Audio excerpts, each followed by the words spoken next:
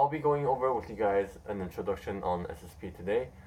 So the goal is for me to give you guys enough basic knowledge so that I can walk you guys through an SSP integration in the separate meeting. So I just want to make a clear distinction that between SSP and higher tag integrations.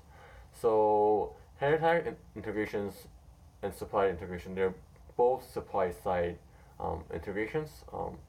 The difference is that for header tag integrations, the add request is originating from the browser, whereas for SSP integrations, the add request is originating from the ad server or SSP's ad server.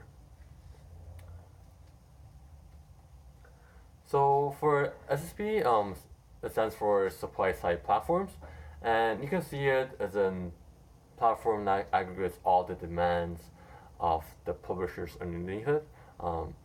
So if you have a personal blog that you want to monetize through advertising, one thing you can do is to reach out to all the advertisers, or even better, to reach out to all the different DSPs to get that demand for your ad slot on the page. But rather than you having to do that, you can simply work with an SSP. So SSP it already has connections with all the demand side platforms. So by integrating with the SSP, you're essentially connected to all the underlying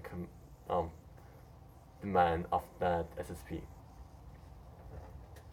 So if you look at the other side, which is DSP, it is very identical to SSP, where DSP is a platform that aggregates all the demand of the advertisers. So I just want to make a clear distinction on SSP and DSP. These two terms are both relative terms. So even though we see SSP and DSP, but when SSP sees us, they see us as the demand side platform. They don't see it. They see us as an ad exchange, but they can also refer to us as a DSP as well, since we are essentially providing them demand. And for DSPs, sometimes they will refer to us as SSP, since we are essentially the platform that provides supply to them. So if you work with a DSP or if you work with an SSP, don't be kind of caught off guard when they refer to us as a DSP rather than an ad exchange. And there are two different types of SSP integrations. So that all depends on how the SSP themselves are holding the auction. So there are two types of auction that the SSP can be having. The first one being first price auction, and the second one being second price auction. So for first price auction, that is when the bid that we return will be cleared at its bid price, and for second price auction, that is when the bid price of the bid I return will be cleared at the second highest bid price plus 1 cent. So let's go through an example here. So in this example, we will have three DSPs, DSP A, DSP B, and DSP C, where DSP C has the highest bid of $3. So in the first price integration, in the first price auction, the bid price, the highest bid price will be the clear price. So that will be $3. That is pretty straightforward. But for second price auction, even though the highest bid is a $3 bid, but the clear price will be dependent on the second highest bid price, which is that of DSP B, which is $1.5. So in this case, the bid of DSP C will be cleared at $1.5 plus 1 cent, which is $1.51. Any questions so far? No? Okay. So let's take a look at the sample of the request. So for ad tech companies, there's a standardized structure that we use to send ad requests and then send back the response as well, and that is through the OpenRTB standard. So OpenRTB stands for Open Real-Time Bidding. That is simply just a standard of a JSON that we use to communicate with each other.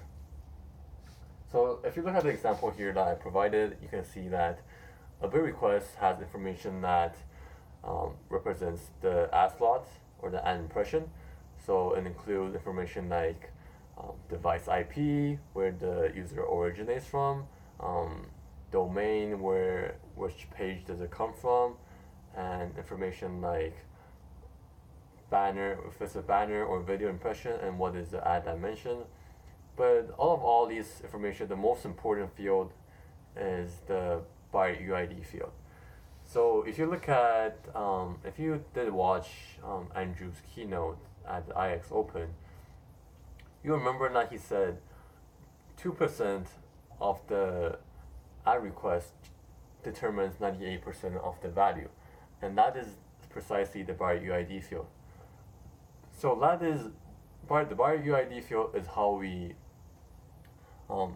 signal the identification of the user towards the demand side platforms. So this will allow the demand side platform to not only identify the user but also get additional information from data management platform like Crux or Udemy to get information, to get more detailed and targeted information on that ad request.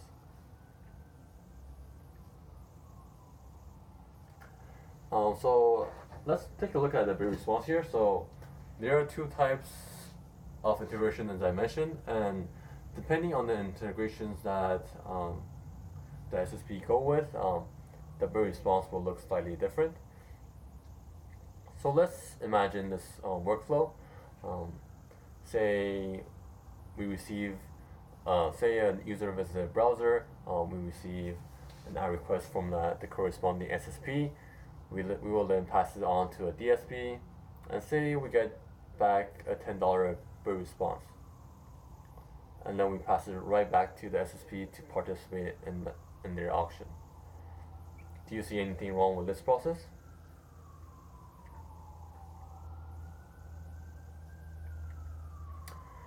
So you will have to, so if this is the case that actually happens, one thing that is missing is our margin. So how do we get paid in this scenario? Because if we get the DSP's bid and we pass directly to the SSP, we will charge DSP that $10 bid price, but the SSP will also charge us that $10 bid price if that is what it's cleared at. So in order to resolve this, for proxy integrations, that's when P-creatives come in. So P-creative call is like an additional wrapper that wraps around the ad markup of the DSP. So once that call is made, the DSP's ad markup will be returned. And if you look at the P-creative call closely, you will see that I highlighted an auction price macro, and that is the way where we get signified of the clear price, because for proxy integration, that is when SSP is holding a second price auction. So since we have no visibility into, not really visibility, but we have no information on what the second highest price is in the auction, we won't be able to determine the clear price ourselves. So that is why the auction price macro has to be replaced by the SSP to signify it to us that this is the clear price of our winning bid, and this is the price that we will have to pay the SSP. And if you look at the Ajax integration, if you think about the process, do you still think that we will need this pre-creative call? So the answer is no, because as I mentioned before, Ajax corresponds to a first price integration. So since we already know that the bid will be cleared at first price, we can simply deduct what the winning price is based on the bid price that we sent back. So if you look at the bid response, you'll see that there is no pre-creative call, but there will be a v-notify call instead, and the ad markup is directly returned in the ad response.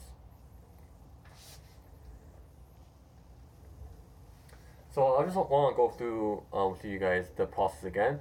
So this is what that will actually happen when we get a bid response. So when we get a bid response from the DSP, if we get a $10 bid, before we send it back directly to the SSP, we will check the margin of the SSP. So say we have a deal, our deal with them is that we take 15% of the margin.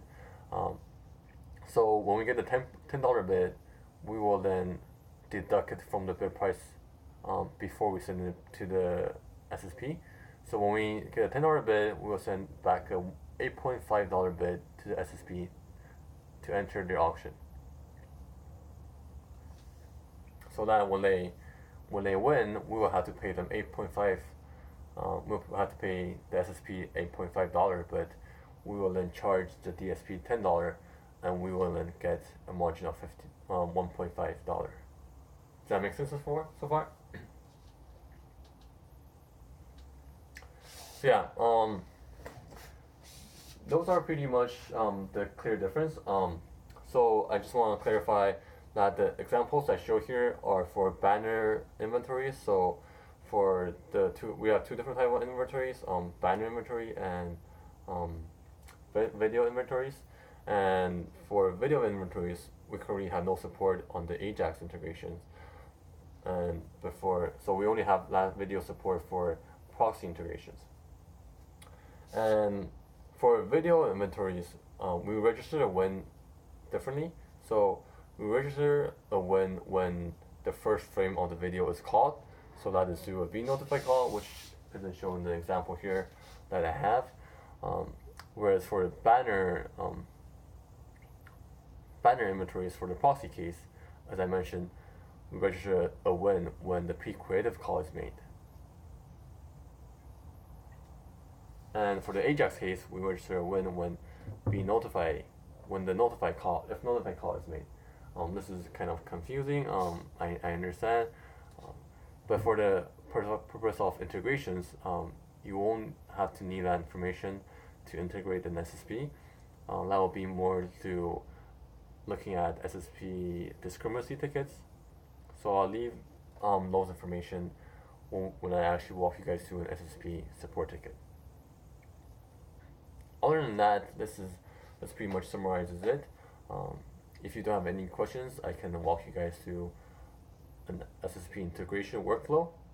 But other than that, thank you guys, and I'll say that before I actually walk you guys through an integration, I'll ask you guys to watch the Andrew and Mike O'Sullivan's keynote on user matching.